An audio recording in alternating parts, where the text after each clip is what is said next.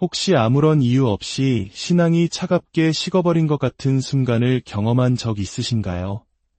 한때는 예배가 좋았고 기도의 능력을 굳게 믿었지만 지금은 그 모든 것이 마치 먼 옛날 이야기처럼 느껴지는 시기를 보내고 계시진 않으신지요? 오늘 이 이야기가 바로 그런 당신을 위한 것일지도 모릅니다. 본격적인 이야기에 앞서 잠시 여러분의 선한 손길을 구합니다. 이 메시지가 지금 어둠 속에서 홀로 힘들어하는 누군가에게 전달될 수 있도록 공유를 통해 빛을 나누어 주십시오. 당신의 나눔이 하나님의 은혜가 흐르는 통로가 될 것입니다. 이 귀한 사역에 동참하시는 모든 분들의 삶의 주님의 평안과 축복이 가득하기를 기도합니다. 우리 크리스천들은 종종 두 가지 극단적인 실수에 빠지곤 합니다. 한쪽은 사탄이나 영적 전쟁과 같은 주제를 전혀 의식하지 않고 살아가는 것이고, 다른 한쪽은 삶의 모든 사소한 문제까지 악마의 탓으로 돌리는 것입니다. 예를 들어 단순히 감기에 걸려 기침하는 것조차 영적 공격의 징후라며 과도하게 해석하는 경우입니다. 모든 것이 원수의 공격은 아니며 우리는 사탄에게 지나친 공로를 돌려서는 안 됩니다. 하지만 그렇다고 해서 영적인 공격이 실제로 존재하지 않는 것은 아닙니다. 분명히 우리 삶에 치열한 영적 전쟁이 벌어지고 있음을 강력하게 시사하는 징후들이 있습니다. 오늘 우리는 그 7가지 징후에 대해 깊이 나누고자 합니다. 이를 통해 우리가 겪는 어려움이 단순히 힘든 시기 때문인지 아니면 보이지 않는 영적 싸움의 한가운데에 있는 것인지 분별하는 지혜를 얻게 되기를 바랍니다. 첫 번째 징후는 영적인 것들에 대한 갈망이 사라지는 것입니다. 영적 공격의 가장 초기 신호 중 하나는 하나님과 관련된 모든 것에 대한 열망을 잃어버리는 것입니다. 한때는 주일마다 교회를 가는 것이 기쁨이었고 성경을 읽으며 새로운 깨달음을 얻는 것이 즐거웠습니다. 하지만 이제는 교회에 갈 마음이 전혀 생기지 않고 성경은 먼지 쌓인 책장에 그대로 있습니다. 믿음의 공동체와 교제하는 것도, 뜨겁게 찬양하고 기도하는 것도, 심지어 금식하며 주님께 더 가까이 나아가려는 마음도 모두 사라져버렸습니다. 과거의 자신을 돌아보며 이렇게 말하게 됩니다. 예전엔 나도 이 모든 것에 열정적이었는데, 예배를 사랑했고 기도를 신뢰했는데, 만약 지금 당신이 이런 상태에 있다면 이는 단순한 권태기가 아닐 수 있습니다. 원수는 우리가 하나님과의 영적 연결고리를 잃어버리게 만들면 우리가 얼마나 연약해지는지 잘 알고 있습니다. 영적인 양식을 공급받지 못해 힘의 원천이 끊어진 우리는 사탄의 다음 공격에 무방비 상태로 노출될 수밖에 없습니다. 이것이 바로 원수가 우리의 영적 갈망을 가장 먼저 공격하는 이유입니다. 두 번째 징후는 영적 공동체로부터 멀어지고 싶어지는 것입니다. 첫 번째 징후와 밀접하게 연결되어 있습니다. 이전에는 교회 소그룹 모임을 기다리고 믿음의 친구들과 교제하는 것을 즐겼습니다. 하지만 어느 순간부터 자신을 공동체로부터 분리시키기 시작합니다. 아무도 나를 이해하지 못해. 이 모든 건 나 혼자 해결해야 해. 나는 이 공동체에 어울리지 않아. 와 같은 부정적인 생각들이 머릿속을 채웁니다. 이것이 영적 공격의 징후일까요? 사탄은 우리를 혼자 있게 만들면 우리 삶에 얼마나 큰 피해를 줄 수 있는지 정확히 알기 때문입니다. 고립은 곧 취약함으로 이어집니다. 다시 한번 말씀드립니다. 고립은 우리를 취약하게 만듭니다. 마치 사자가 먹잇감을 무리에서 떼어놓고 사냥하듯 원수도 우리를 믿음의 공동체로부터 떼어놓아 무너뜨리려 합니다. 만약 당신이 공동체를 향한 갈망을 잃고 스스로를 고립시키고 있다면 이는 원수의 교활한 전략에 넘어가고 있다는 신호일 수 있습니다. 세 번째 징후는 공격의 시점이 매우 전략적이라는 것입니다. 때로는 우리가 겪는 어려움의 타이밍 자체가 그것이 단순한 불운이 아님을 말해줍니다. 사탄은 우리의 약점을 연구하는 전문가입니다. 그는 우리가 언제 가장 지치고 언제 가장 유혹에 약한지, 언제 가장 외로운지를 지켜보고 있습니다. 그리고 바로 그 결정적인 순간을 노려 공격을 감행합니다. 성경 속 예수님의 시험을 기억해 보십시오. 사탄은 예수님께서 광야에서 40일간 금식하시어 육체적으로 가장 굶주리고 지치셨을 바로 그 순간을 노려 음식으로 유혹했습니다.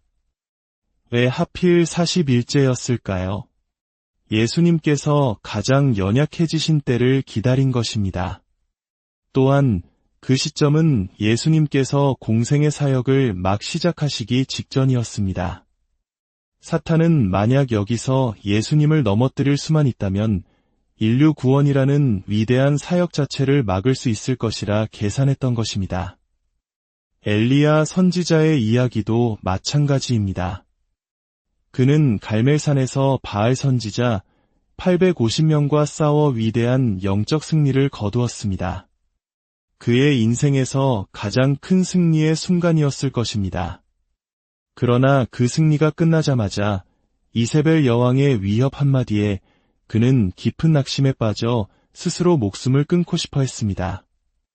이처럼 원수는 우리가 큰 영적 승리를 경험한 직후 영적으로 무방비해진 틈을 노려 공격하기. 만약 당신이 중요한 사역을 앞두고 있거나 네 번째 징후는 이례적이고 강렬한 유혹을 경험하는 것입니다.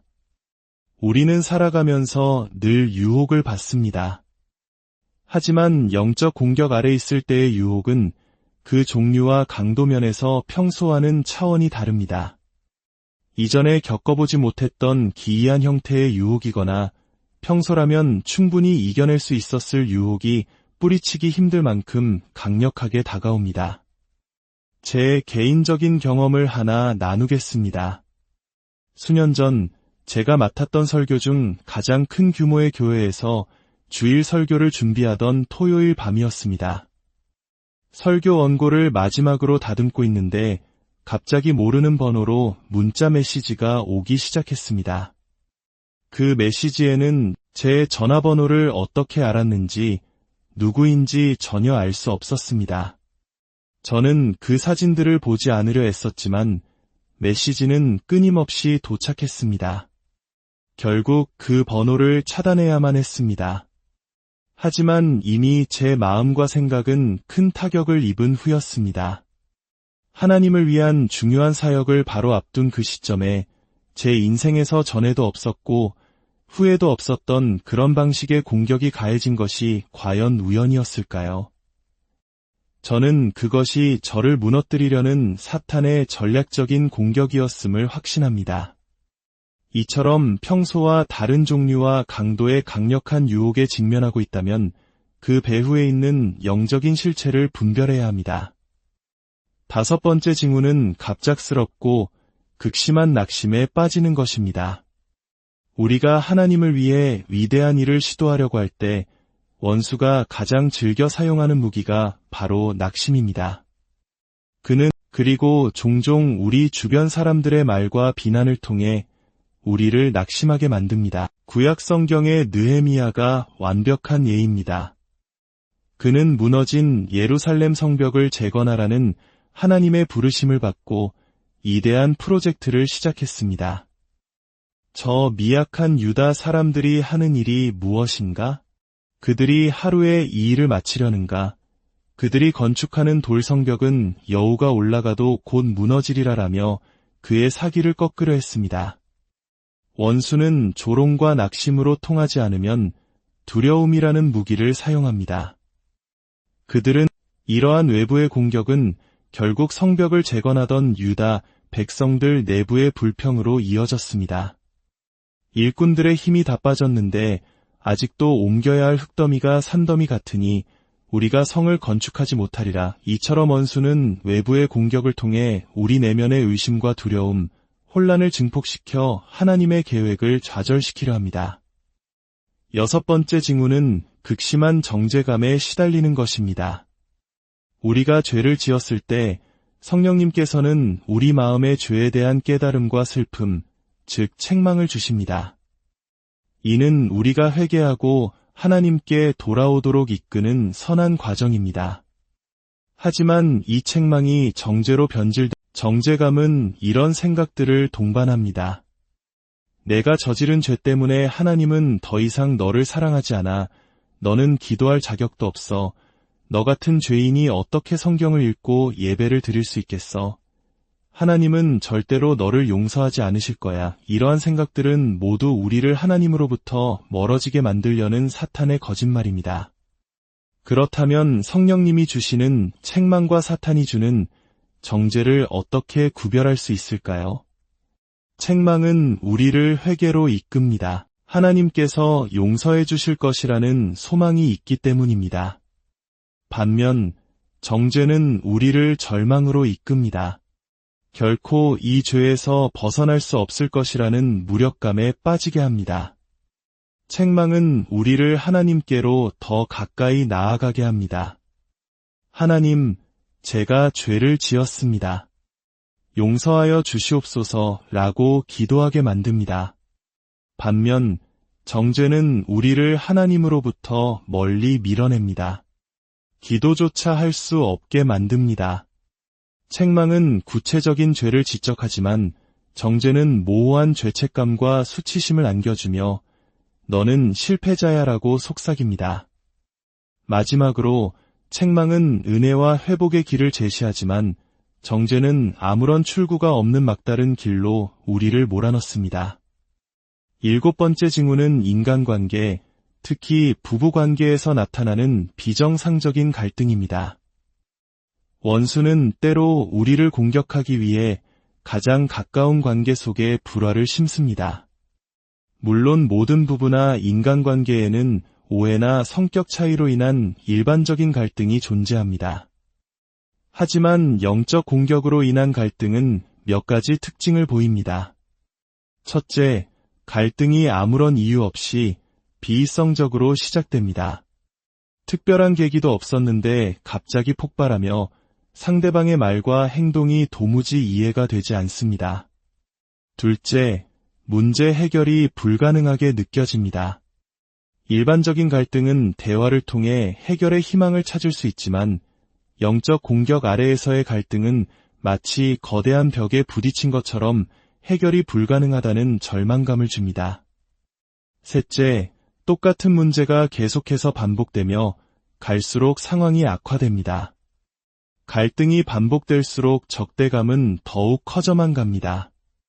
마지막으로 이 갈등이 단순히 감정에만 영향을 미치는 것이 아니라 우리의 영적 목적과 집중력, 기도 생활까지 방해하는 중대한 장애물이 됩니다. 이 관계로 인한 스트레스 때문에 하나님께서 맡기신 사역을 감당할 수 없게 된다면 이는 단순한 관계의 문제를 넘어선 영적 공격일 수 있습니다. 사랑하는 형제자매 여러분, 만약 여러분이 지금 이러한 징후들 가운데 있다고 느낀다면 어떻게 해야 할까요? 가장 먼저, 그리고 가장 중요한 것은 지금 당장 하나님께 더 가까이 나아가는 것입니다. 그렇게 하고 싶은 마음이 전혀 들지 않더라도 야고보서 4장 8절의 말씀을 붙드십시오. 하나님을 가까이 하라 그리하면 너희를 가까이 하시리라. 둘째, 회개해야 합니다. 우리 삶에 있는 죄는 영적 전쟁을 더욱 힘들게 만들 뿐입니다. 셋째, 우리를 죄로 이끄는 세상적인 활동들을 단호히 끊어내야 합니다. 그리고 마지막으로 절대로 혼자 싸우려 하지 마십시오. 당신의 믿음의 공동체에게 도움을 요청해야 합니다. 당신을 위해 기도해주고 당신을 붙들어줄 형제자매들이 필요합니다. 도움을 요청하는 것이 부담스럽거나 부끄럽게 느껴질 수 있습니다. 하지만 이 싸움에서 승리하고 싶다면 반드시 공동체의 기도가 필요합니다. 당신이 겪고 있는 어려움을 나누고 기도를 부탁하십시오. 당신이 영적 공격 아래 있다고 느낄 때 할 수 있는 최악의 행동은 바로 홀로 고립되는 것입니다. 오늘 이 메시지를 듣고 계신 형제자매 여러분, 당신은 결코 혼자가 아님을 기억하십시오. 우리에게는 이 모든 영적 공격을 이겨낼 수 있는 강력한 무기가 있습니다. 바로 예수 그리스도의 이름과 그분의 보혈, 그리고 하나님의 말씀입니다. 지금 고통받고 있는 모든 영혼들을 위해 함께 기도하기 원합니다. 사랑의 하나님, 지금 보이지 않는 영적 싸움으로 인해 지치고 낙심한 당신의 자녀들을 불쌍히 여겨주시옵소서. 원수의 모든 괴계와 불화살로부터 이들을 지켜주시고 예수 그리스도의 보혈로 덮어주시옵소서. 이들이 홀로 싸우는 것이 아니라 전능하신 하나님께서 함께 싸우고 계심을 믿음의 눈으로 보게 하여 주시옵소서. 절망이 있는 곳에 소망을, 두려움이 있는 곳에 평안을, 정죄감이 있는 곳에 주님의 용서와 자유를 선포합니다. 모든 싸움에서 승리하신 우리 주 예수 그리스도의 이름으로 기도드립니다. 아멘. 이 영상이 여러분에게 위로와 힘이 되었다면 댓글을 통해 여러분의 생각이나 경험을 나눠주십시오. 여러분의 이야기가 또 다른 누군가에게는 큰 격려가 될 수 있습니다. 주님 안에서 늘 강건하시기를